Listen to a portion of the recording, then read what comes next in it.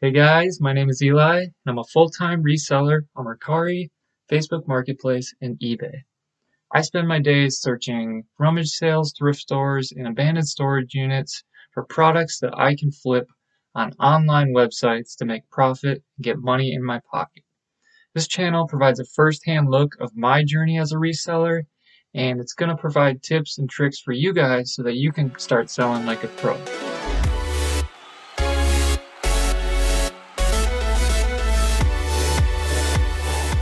Today's video is going to be 7 mistakes that I wish I would have known in the beginning when I started. Before I get into the 7 mistakes that I made, I would like to introduce myself and go over kind of where I'm at as a reseller today. Selling last spring, so I haven't been reselling for that long, but during that time, a little less than a year, I've been reselling. I've made about $14,000 in sales on all platforms combined. My goal is to make videos and help beginner resellers get a kickstart so that they're not faced with all these sort of problems that I was faced with when I started. So that being said, let's get into the 7 key mistakes that I made. Number 1, shipping. This is a big one. When I first started, I just started throwing things up on eBay and just hoping for the best, and I didn't really pay attention. I mean, I paid attention to shipping, but I didn't know which shipping option best suited me. So it's important when you start out to, first of all, know how to ship something, and second of all, know the differences between the options that you have. So currently there's 3 different services that people use to ship items, and that's USPS, which is your standard mails, which you get mail from, and then there's UPS and FedEx. Now currently I use 2 of those. I use UPS and USPS, and in the beginning it was just kind of random. It's important to kind of evaluate where you are, and I'm not saying where you are in life, I'm saying where you're actually physically located, because you're going to be having to drop off these packages at the store. So for me, the nearest FedEx drop-off location is a 30-minute drive. So for me, it doesn't make sense to ship with FedEx. However, there's a UPS store that's only about 15 minutes away. So I use UPS, and then the post office is right around the corner, so I also use USPS. Now the reason that I use UPS rather than just USPS is because I prefer UPS for items that are larger than a pound, and I prefer USPS for items that are less than a pound. Items that are less than a pound you can ship with first class.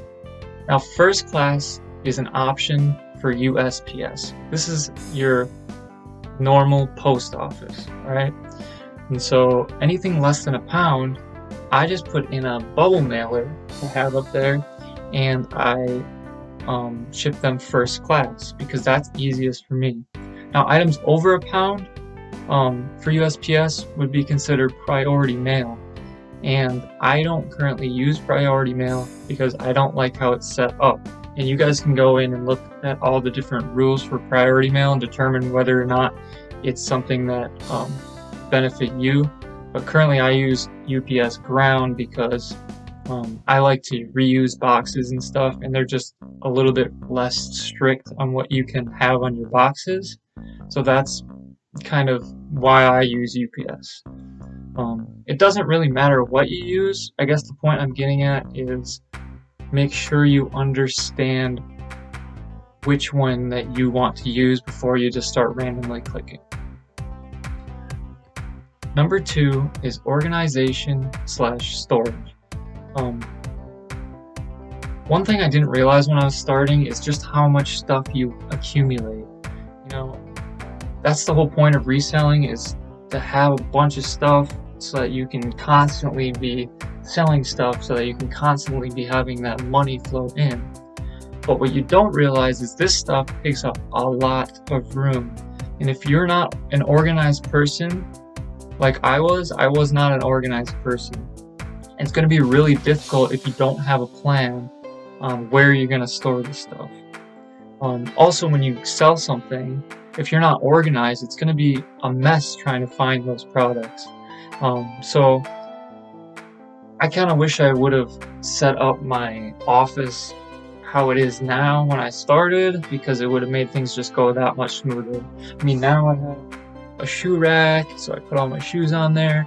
I have this shelf with shipping supplies, and I have 6 bins over to the left here that you can't see that I store all my stuff in. I have a clothing rack behind me as well that I use.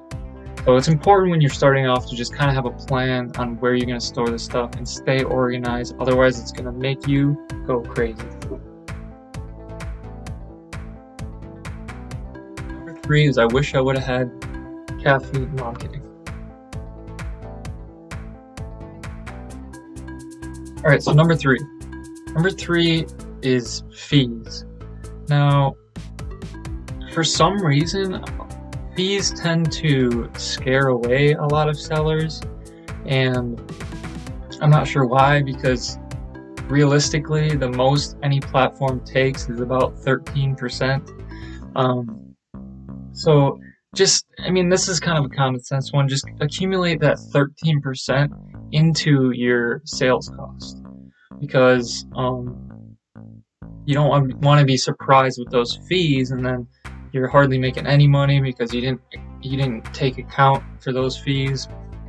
And another thing that I made a mistake was I didn't know that eBay charges the fees all in one big sum at the end of the month.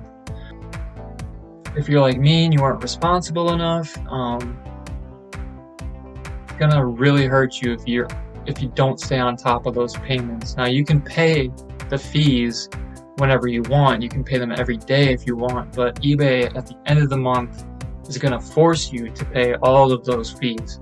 And if you don't like paying them in one big chunk, then I suggest you slowly pay them off as you go. I was kind of hit with a huge fee my first 1 or 2 months, and I was like, holy crap, I did not even think about that. So just keep track of your fees and just know how much they're going to cost, that you're not surprised by the end of the day that you owe eBay so much money. So number 4, pictures. Now this is kind of a weird one because I actually focused on my pictures too much. There's really nothing special about pictures in my opinion. It's as simple as getting a white background, snapping some photos with your phone, and then there's different apps that you can download to kind of brighten up the background and make it a super white background. But that's really all there is like to it. Take, you know, multiple pictures. You don't want to be taking like one picture of an item. But don't sit there all day and make your picture look absolutely perfect, because that's what I did, and at the end of the day it's just wasting time. Time is money. So yeah, just learn how to take pictures and learn how to get the background nice and white, and that's all there is to it. I mean, don't overthink it like I did. Number 5. Number 5 is restrictions. When I first started posting on eBay, for whatever reason, I'm not sure if it's because of where I live, but there was a lot of rummage sales that had just a crap ton of GPSs for some reason, and I just accumulated a bunch of them, and so I'm like, yeah, these are selling, I'm gonna be making bank. But what I didn't realize is that eBay hits you with that restriction for restricted items, so you can only post a certain amount of items that are within a certain category. For example, I posted 2 or 3 GPSs and they sold, and so I went to go post 3 more and I couldn't, because eBay in the beginning when you're starting out, it only allows you to post a certain number of things in certain categories. So just be mindful that if you have a bunch of one thing, you might get restricted on that item. And it doesn't last long. I mean, just every so often you just have to get on there and just ask eBay customer support if they can raise your selling limits and stuff like that, and then you can start selling more of what you want to sell. But it's just something to keep in mind.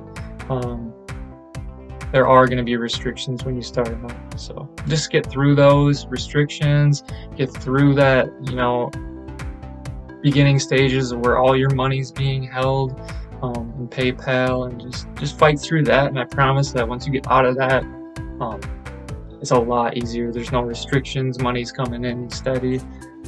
That's the hardest part, is getting past those restrictions. So number 6 I have here is niches, I guess. Currently I don't have a specific niche. I don't have a specific category that I sell in. I sell electronics, I sell clothes, I sell home goods, I sell anything that I know that I can make money on. However, in the beginning, I started with video games because that's what I knew the best. And I knew that if I started with something that I knew, it would give me that head start. So I believe it's important to start with something you know, and then as you learn how to use eBay, MERCARI, and Facebook Marketplace, then start moving into different categories, because you'll learn as you go. I guess another thing that kind of is relevant is while you're reselling, also make sure that every day you're watching or reading on a different category. So even though you might not necessarily be selling shoes, for example, because you don't know shoes that well, let's say you're selling hats or something because you know hats. Let's say you know all the different kinds of hats. So you start selling those because you know about that category. Now, while you're selling those, make sure you start looking into shoes. Start looking into which brands sell, which styles sell. That way, when you do start selling shoes, you'll have a kind of a base idea of what to start sourcing for. But don't just jump right into all of the categories, because it's going to overwhelm you, and it's going to minimize your profits. And the last one, the 7th key mistake that I made, is simply work ethic. This is, in my opinion, the most important factor that's going to make your business stand out. Chances are, if you're watching this, you want to be your own boss. You want to run your own business. You don't want anybody else to be in charge of you.